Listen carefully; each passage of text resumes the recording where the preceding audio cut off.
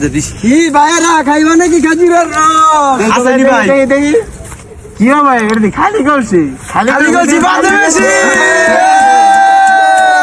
আসসালামু আলাইকুম এভরিওয়ান, আমি ইমন বুয়ান সিটি স্টাইল আছি পানামনগরে। তো আপনারা বুঝতেই পারছেন, সকাল সকাল ঘন কুয়াশার মধ্যে ভাইদেরকে নিয়ে এসে পড়লাম শীতের সকালে খাজুরের রস খেতে। তো আপনারা আমাদের সাথেই থাকুন, আপনারা দেখতেই থাকুন আমরা এখন কিভাবে রস খেতে যাব। তো আপনারা দেখতেই পারছেন আমার এক ছোট ভাই এই যে ডেঙ্গাইতে ডেঙ্গাইতে নাচতে নাচতে আমার সাথে চলে আসলো। তারপর আর কি আমরা সবাই মিলে সামনের দিক আগালাম। সামনের দিক যেতে না যেতেই কি হবে না হবে আপনারা এখনই দেখতে পারবেন। এই যে দেখতেই পারছেন খাজুরের রস, মানে খাজুরের রসের কলসি। আর এই খাজুরের রসের কলসি তুলে দিলাম স্নেহের ছোট ভাই আকাশের হাতে।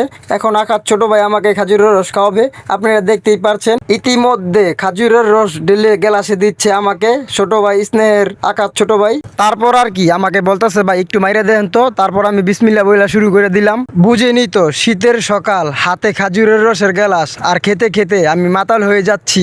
আর মাতাল হয়ে বলছি যে ছোট ভাই আজকের রসটা অনেক মজা ছিল, অনেক সুস্বাদু ছিল, অনেক মজা পেয়েছি খেয়ে। আমার তো মাথা ঘুরাইতেছে ছোট ভাই, আমার ধর, আমি তো এখনই পড়ে যাবো ছোট ভাই, ধর আমারে।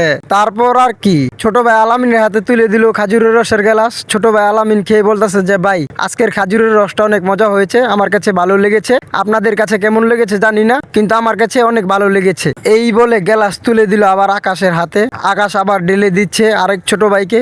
দেখুন এভরিওয়ান, এই ছোট ভাইটা রসটাকে কিভাবে টকবক টকবক করে ঢং করে খেয়ে নিচ্ছে, আপনাদেরকে দেখাচ্ছি কি একটা সিস্টান দিয়েছে। মানে কি বলবো, হাসতে হাসতে আমার পেট ব্যথা। দেখতেই পারছেন ছোট ভাই কি একটা চুমুক দিয়েছে, যেমন মনে হইতেছে রং চা টান দিছে।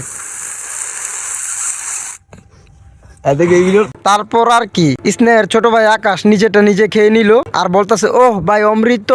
এইটা বলার পর আমি বললাম যে এবার একটু আমাকে দে, আমি একটু সাইদারি করি, তোদেরকে আমি একটু খাওয়াই, নে তোরা একটু খা। তারপর ছোট ভাইকে দিলাম, ছোট ভাই খাইতেছে রিল্যাক্সে আর খালি তাকাই রয়েছে, বলতেছে ভাই ও জোস। তারপর আমি বলতেছি যে জোস মোস পরে ক, আগে তুই খাজুরের রস খা, খাওয়ার পর রিল্যাক্সে গ্লাসটা দে, আরো মানুষ বাকি আছে ওদেরকে দিতে হইব। এই বলে আমি আবার গ্লাস ঢেলে দিচ্ছি ছোট ভাই আলামিনকে। আলামিন খাইতেছে আর বলতেছে ভাই আবার দিলেন আমাকে, খাইয়া তো পুরোই মজা পাইলাম, পুরোই ফিল পাইলাম ভাই, শীতের সকাল বুঝে নিত খাজুরের রস।